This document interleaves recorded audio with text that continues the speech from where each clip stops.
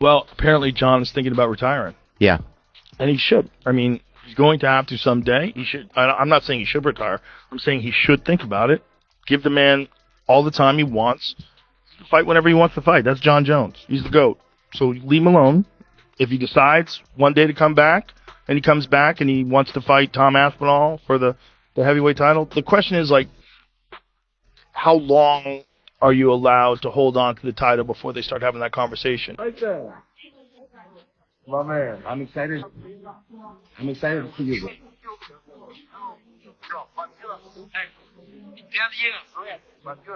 You got 10 years left, but you're still out there. I'm done. I'm looking forward to seeing you again, Camille. You look great.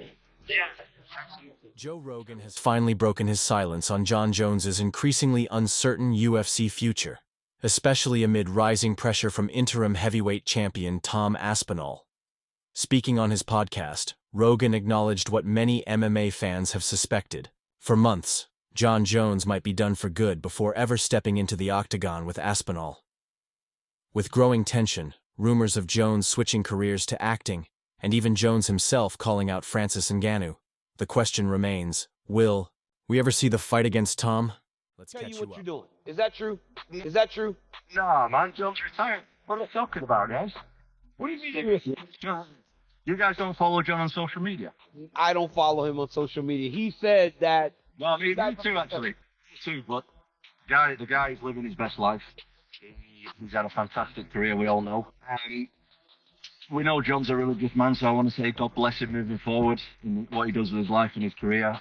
But we move on. The UFC heavyweight division has been stuck since November 2024, when Jon Jones defended his title at UFC 309 against Stipe Miocic. The fight was heavily promoted as a clash between two of the greatest heavyweights in the sport's history, and Jones came out on top, submitting Miocic and solidifying his claim as the greatest of all time.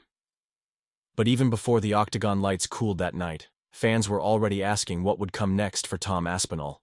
The answer was clear. He wanted his shot. He had knocked out Sergey Pavlovich in the first round to become interim champion, and followed that with another devastating KO of Curtis Blades in July 2024 at UFC Manchester.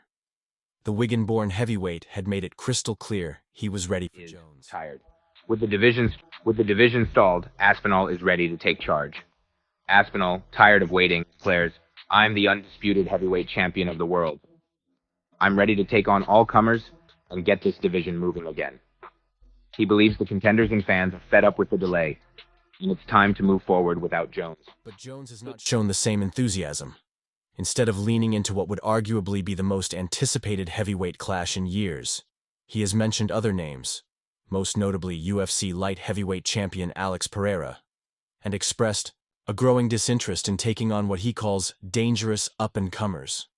During the UFC 309 post-fight press conference, he seemed to brush off the idea of facing Aspinall directly, framing his career instead around legacy fights rather than proving himself to a younger generation. I just don't think that Tom has the information where John's heart at, what the negotiation looked like, what Jon has said, or what has been said to Jon. I don't think Tom has that. And that's what I want to ask him. Daniel asked Tom on my behalf if he'll come on over here. Tom said no. And the reason is because he's frustrated. This is Tom talking. These are Tom's exact words. I'm frustrated. I have nothing left to talk about. Jon is not giving options. I would fight Volkov, or I would fight Surreal again. Rogan, who's always had a unique window into the UFC's inner workings, didn't hold back when addressing the situation.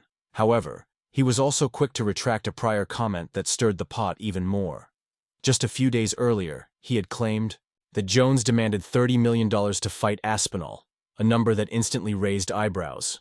Was that really how much it would take to lure Jones into the cage with the 31-year-old Brit?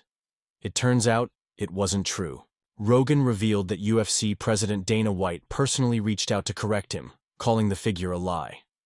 While Rogan's public correction helped deflate the rumor, it did nothing to clarify Jones's actual Jon intentions. Jones would have retired in New York in November, right? Madison Square Garden, after beating Stipe. None of this would be a thing. He'll explain it, he'll spin it in some way, shape, or form, and he is right. As I've said, this doesn't affect what he did in 2011, 2013, 2014. It can't, it shouldn't. But when the story is finally written, this will be the last chapter of his fight career. The last chapter of his fight career is he moved up to heavyweight. He fought Ciryl Gane. He waited a very long time to fight a much older Stipe Miocic. Apparently, Jon is thinking about retiring, and he should, Rogan told Vaughn on the podcast. I mean, he's gonna have to someday. I'm not saying he should retire. I'm saying he should think about it. That's as close as Rogan has come to endorsing a possible walkaway from the sport by the man many call the GOAT. He emphasized that Jones has earned the right to fight on his own terms, and if that means calling it a career before facing Aspinall, so be it. Jones's career arc supports Rogan's point. After ruling the light heavyweight division for nearly a decade, Jones moved up to heavyweight and submitted Ciryl Gane in March 2023 to become the undisputed champion. That victory cemented his legacy. You think Jon is ducking you? Jon is ducking you. Yes. Was that Tom? I think, I said, yeah, he is. He definitely is. I think that there's just an easier path for him. And I understand it. I do understand it completely. I understand that there's bigger fights out there for him with way less risk and way more money. I understand it. But in all honesty, do I think he's ducking me? Absolutely. In a twist of fate, Jones tore his pectoral muscle while training for a scheduled November 2023 bout against Miocic. The injury led to a full year of recovery, pushing the fight to UFC 309 in November 2024.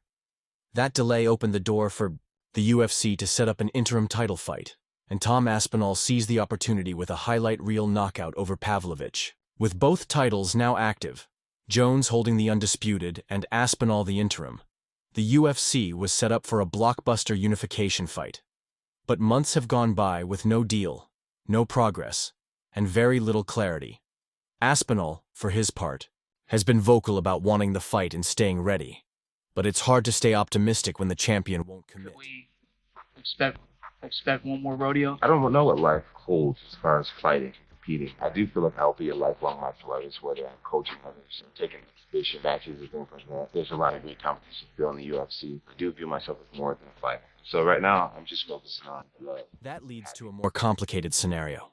What happens if Jones retires while still holding the belt? According to Rogan, that's not out of the question. Jones could retire with the title and then come back in a year to fight for it again. He can do that, whatever he wants, Rogan explained. But he might also decide, you know what?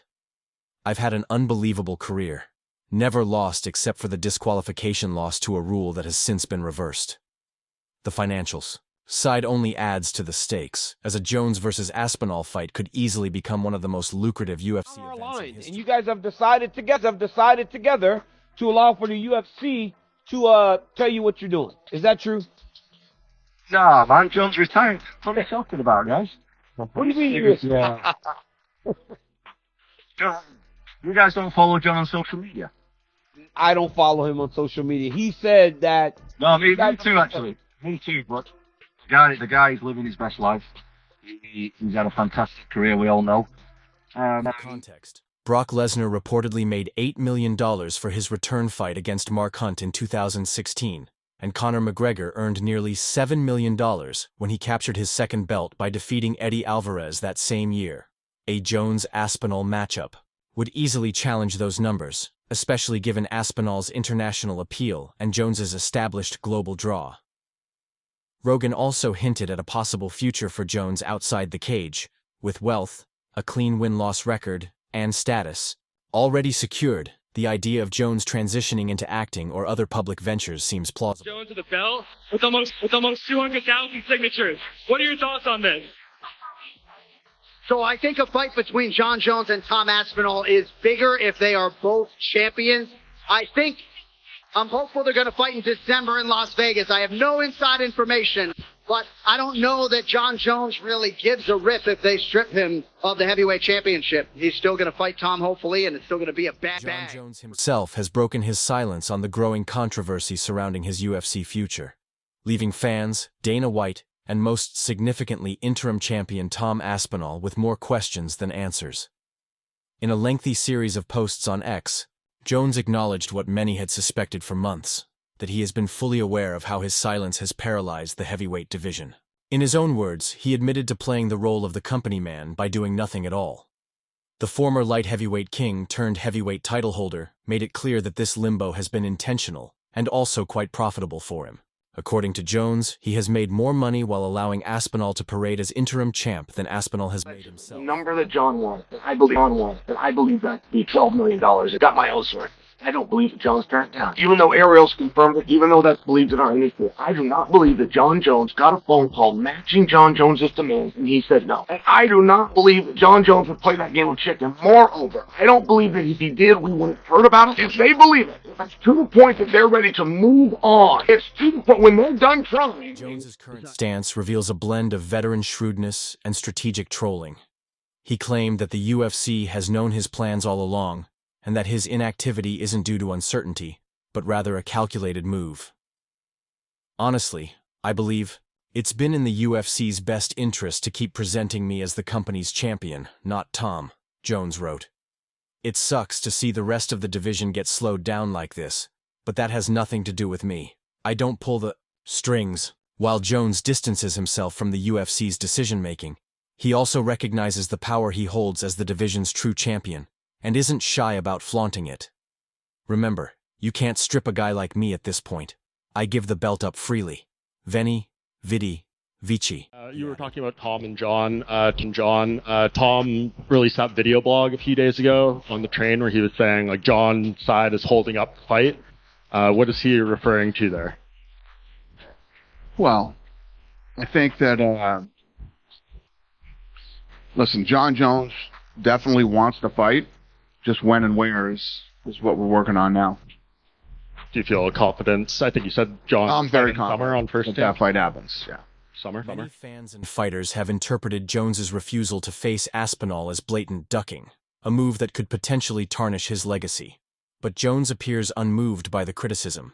He insists his legacy has already been cemented, and no single fight, win or lose, could redefine the career he's built over nearly 2 decades. That's the problem with some young men. You think your last outcome is your legacy, he posted. But here's the truth. Your legacy isn't your last move. Legacy is what no one can take from you. It's a message that serves both, as a defense of his current inactivity, and a broader philosophy about how he views the sport at this stage in his life. 100% happening. Not happening. Now, common Jon Jones, yesterday he was having a cocaine night, so he went on saying a bunch of tweets. One of them is this: you can't strip a guy like me. At this point, I give the belt up freely, Veni, Vidi, Vici. And he trolled everyone. This DC yesterday said he's rent-free in Tom Aspinall's head. What really set the MMA world talking, however, was Jones's pivot away from Aspinall entirely and toward a potential super fight with former UFC heavyweight champion Francis Ngannou. I'm hearing Francis Ngannou is still interested, Jones said, reigniting hopes for a fight that once seemed destined but ultimately fell apart due to Ngannou's departure from the UFC. Now that's a real super fight, a clash of champions, not just hype. For Jones, the appeal of fighting Ngannou lies in the stakes and symbolism. 2 reigning champions, each with an established legacy, colliding in what would be one of the most anticipated bouts in ducking Tom Aspinall. If I felt to fight Stipe, I would be ducking Stipe because we contractually have been signed up to fight over a year ago. This is Stipe's position. The Tom narrative came out of nowhere. He won a belt, and now suddenly I'm ducking him. I've never had negotiations to even fight him, if this makes sense. So the fans are just ignoring it. They're ignoring all logic, and they just have finally found someone that they think can compete with me, and everyone wants to see it. Jones went further to emphasize that at this stage, he wants not just any fight, but one that meaningfully contributes to his legacy. He drew a sharp line between Ngannou, whom he clearly respects, and Aspinall, whom he appears to view as a flavor-of-the-month contender. I hold the UFC belt. I've defended mine for over a decade, Jones noted. Not just one legend facing a mouth that's hot right now, but 2 real legacies colliding.